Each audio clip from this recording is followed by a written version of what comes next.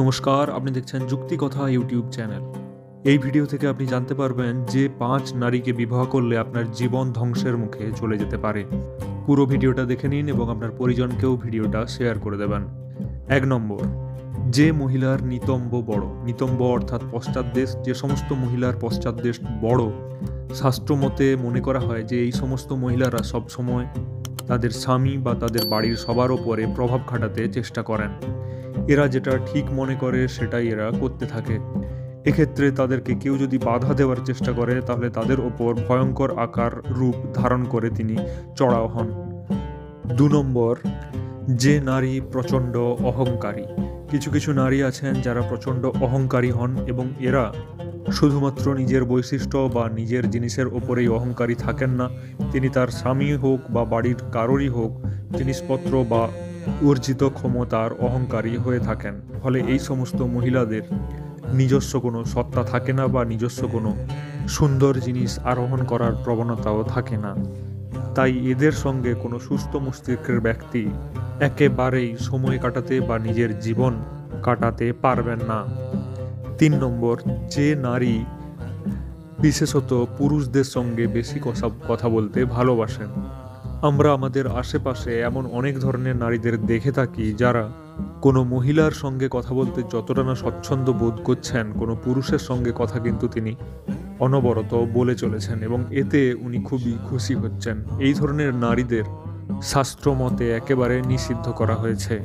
বিশেষ বিশেষ ক্ষেত্রে এই ধরনের নারীদের এটাও দেখা যায় যখন তিনি কোনো পরপুরুষের সঙ্গে কথা বলছেন, তখন ওই সামনে দাঁড়ানো পুরুষটি কি বলতে চাচ্ছেন বা ওই নারীর কাছ থেকে কি উত্তর শুনতে চাচ্ছেন, সেই পরিপ্রেক্ষিতে উনি নিজের মস্তিষ্ক সেইভাবে স্থির করে তাকে সেই উত্তরটি বলতে আরও বেশি আনন্দিত হচ্ছেন।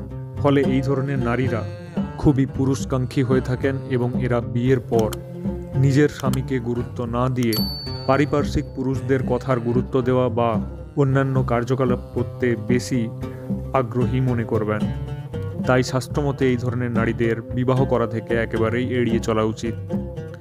4 নম্বর, যে সমস্ত নারীর অসম্মান করাটাই প্রধান কাজ, অর্থাৎ যে নারী সর্বদাই চেষ্টা করছেন যে আপনার বা আপনার পরিবারের লোকের মনের অবস্থা না বিচার করেই জনসমক্ষে সবার সামনে নিজের মানুষদেরই দুর্বলতা তুলে ধরে বা অসম্মান করে, সেই সমস্ত নারীদের বিবাহ করা একেবারেই উচিত নয়।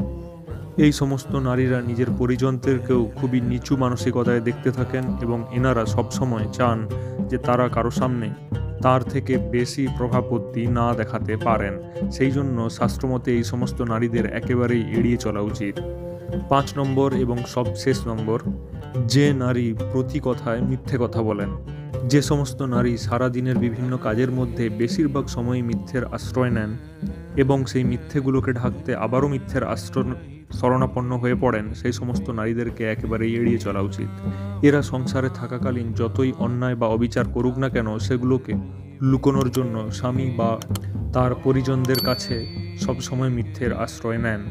ফলে এই সমস্ত নারীদের বিবাহ করলে এদের কাছ থেকে কখনোই সুখ আশা করা সম্ভব হয় না।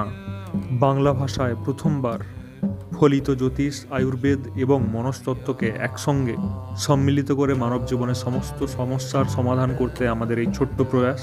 তাই জীবনমুখী হওয়ার জন্য আমাদের চ্যানেলকে অবশ্যই সাবস্ক্রাইব করে রাখুন, কারণ এরকম তথ্য আমরা প্রতিদিনই দিতে থাকি। দেখা হচ্ছে পরের ভিডিওতে, ততক্ষণ সুস্থ থাকুন। ধন্যবাদ।